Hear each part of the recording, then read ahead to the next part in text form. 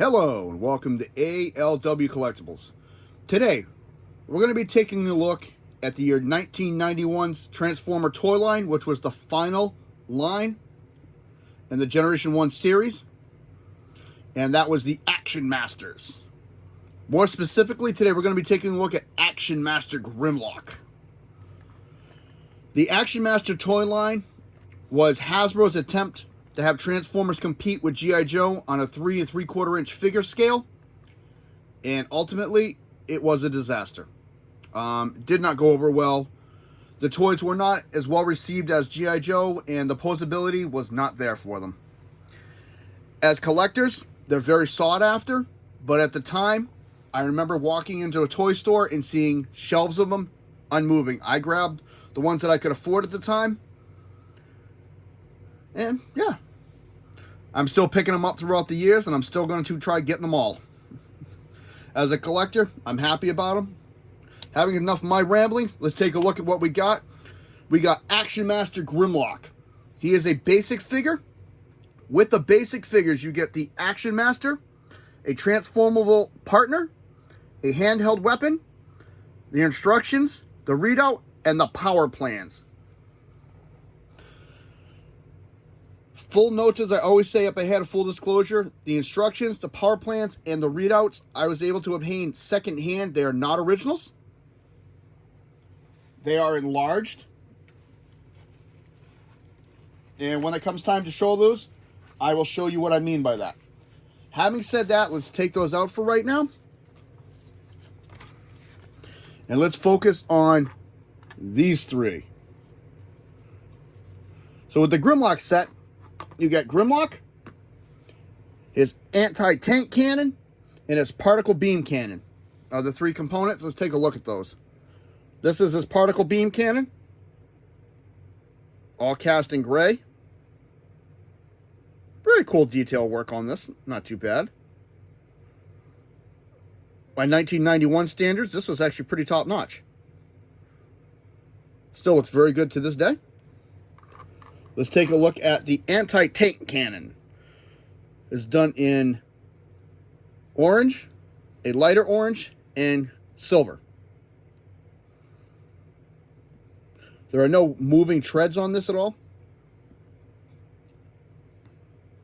Very nice detail.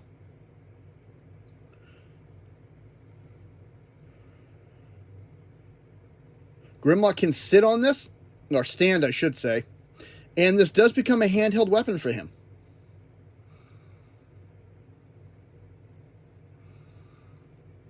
We'll look at Grimlock in a minute after we look at some of these. Like I said, these are reissues. I shouldn't say reissues. I got these secondhand because they were copies. Someone made a copy of them for me and gave them to me because I couldn't get the originals. This is what the Action Master instructions look like. It shows you the figure, how they can go together, how he can stand on it, how it becomes a weapon, how they attach, and how he can hold it.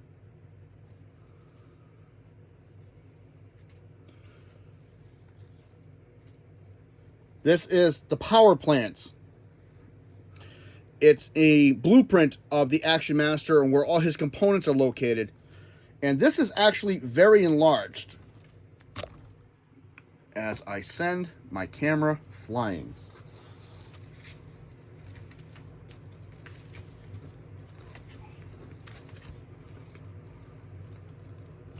I had the book open, but it fell. So,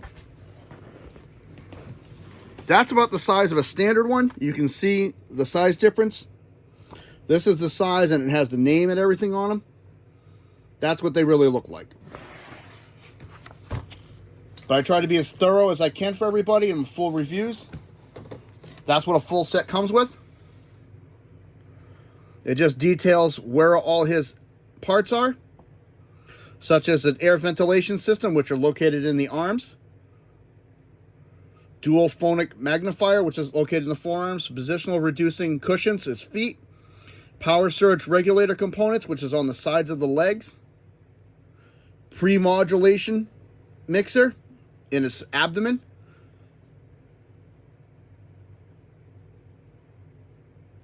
Cyborg definition translator in the middle of his chest. multi-component adjuster on the top of the head, and his thermal coupler compressor, which is on the sides of his head. So there's the full power plan. I do apologize for the quality. Not the greatest, but they were given to me when I got the figure, so I'm not going to complain. And the other thing you get with them, which I thought was really cool, was the bios. And I like how their cards looked. It was based on the G1, but it had a different style here. Autobot Grimlock, Function, Dinobot Commander. Among the winners, there is no room for the weak. A powerful powerhouse of fighting muscle. Once rebellious, now one of Optimus Prime's most loyal and valiant warriors. Fearsome, powerful, virtually unstoppable on the battlefield. Thick-skinned and stubborn, never concedes a victory to the enemy. Partnered with a combat-ready anti-tank cannon, I can read, I promise you, that fires concentrated blast of flaming metal. Converts to a long-range mortar launcher equipped with 50-mile firing range. Smarter and more powerful than ever before, Grimlock is often called to lead the charge into battle. And I like how these, you can read them so much easier.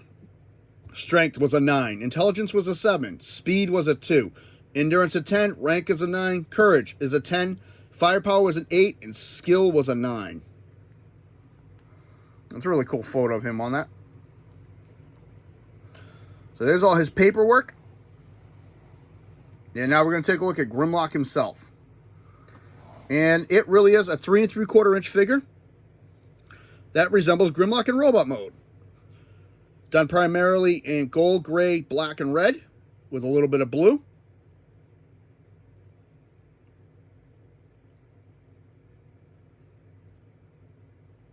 You got all the major components set up. Looks really nice.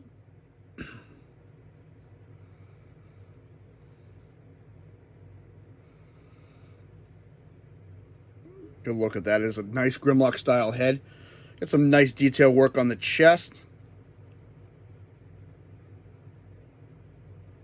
I picked him up not that long ago to add to my collection, and I thought it was just, appropriate time to do him. Look on the inside of the legs. They did some nice work on the inside of the legs as well. These are set up like a G.I. Joe. There's a rubber band in the middle holding the pin that holds the legs. However, unlike a G.I. Joe, they're not really that articulate. Articulation with him, his head cannot go all the way around. Oh, it can. It was just being stubborn. Can do an exorcist, no up and down. Shoulder, around. Nothing at the elbow, nothing at the wrist. Legs can go forward because you got the bump that holds it in place. Back, out, and the leg bends. And a tiny wiggle waggle on the hips. That's all you get for articulation with this figure. Nothing really over the top about it. I kind of think Hasbro shot themselves in the foot when they made these figures because they could have done something so much different. But I like them for a collector's point of view. As someone who could have played with them, no. Like I said, he can hold his gun in either hand.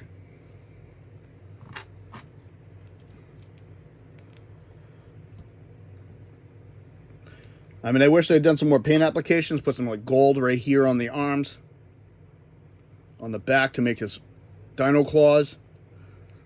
He's got one sticker on the whole toy, which is his Autobot symbol. And with him, it's kind of funny. If you stand him on his tank, using these pegs here, and the pegs on his feet, he doesn't line up nice. You have to actually do this, which makes him exceedingly back heavy. And then you plug his hands in, it makes him very back heavy. This gun can sit in the front or on the side pegs, wherever you want to put it. Instructions say to put it on the sides until you're transforming this to a cannon.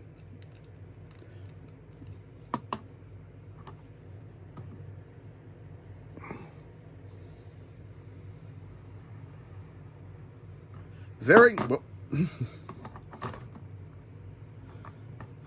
Ah! we're just going to do this. Very, very awkward. And then this transforms. If you take this out, this orange tab, if you push this, it just spring-loaded transforms. This is going to plug in on the top here. And using this middle peg, one of those three, he can hold his weapon.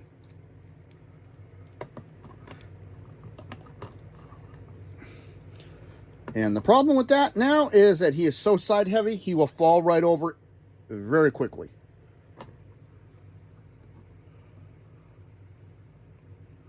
So that's it. That's your basic Action Master, and this has been Grimlock. As a kid, I had mixed reviews about them. I really didn't get that many of them. I got Optimus, Grimlock, Optimus, Bumblebee, Jazz, a few of the Decepticons, but not too many. And I'm still trying to collect them to this day.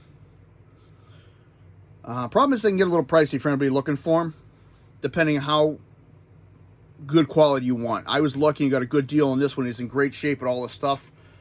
Saw him for less, but he didn't have his accessories, so didn't want it. Having said that, this is ALW. I want to say thank you for stopping by. I hope you're having a good day. If you like what you see, hit the like button, subscribe if you wish. Comments are always welcome. And you all have a good one.